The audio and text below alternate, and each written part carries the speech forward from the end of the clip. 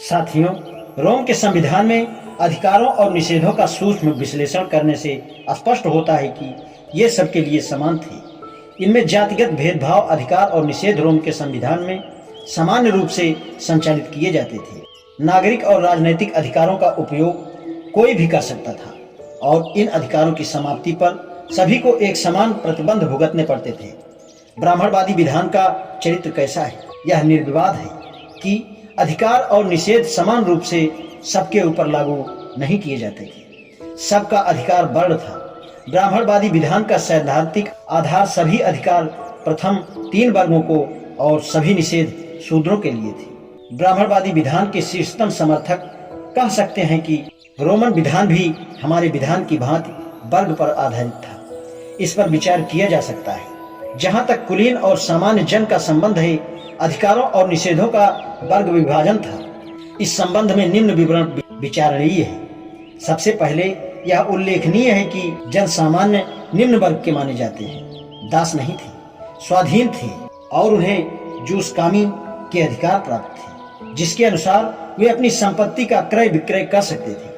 उनके ऊपर केवल राजनीतिक और सामाजिक अधिकारों की पाबंदी थी। दूसरी बात यह है कि उन पर लागू ये प्रतिबंध अस्थायी नहीं थे। उन्हें 2 प्रकार के सामाजिक प्रतिबंधों को झेलना पड़ता था। एक था उनमें और कुलीन वर्ग के बीच अंतरजातीय विवाह।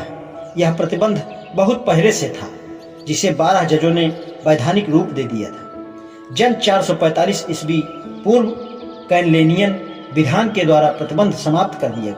दोनों वर्गों के बीच अंतरजातीय वैवाहिक संबंधों को स्वीकृति मिल गई। निम्न वर्ग के सामान्य जन दूसरे निषेध के द्वारा रोम के मंदिरों में पॉन्टिफ और उग्रुस नामक पद ग्रहण नहीं कर सकते थे। इस संबंध में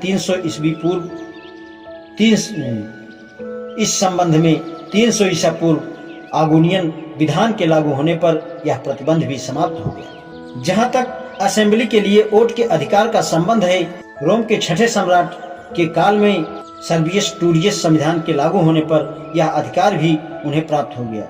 राजनैतिक प्रतिबंधों के अनुसार वे प्रशासनिक नियुक्त नहीं किए जा सकते थे। सन 509 ईसा पूर्व में गणराज्य की स्थापना के साथ ही यह निषेध भी नहीं रहा।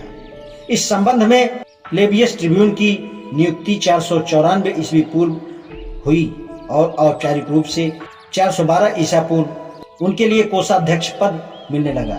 वास्तविक रूप से 367 ईसा पूर्व कांसुलशिप मजिस्ट्रेट पद, 366 ईसा पूर्व कुरले डिरेसेप दंडाधिकारी, 351 ईसा पूर्व में होटेसियन असेंबली शुरू होती थी। सामान्य जन की महत्वपूर्ण विजय हुई। इस विधान के लागू होते ही सभी रोम के निवासी पर लागू विधानों में एक रूपता आ गई और ऊंच नीच के भेदभाव लगभग समाप्त हो गए। इस प्रकार सामान्य और कुलीन वर्ग समान श्रेणी में आकर राजनैतिक अधिकारों का समान उपभोग करने लगे।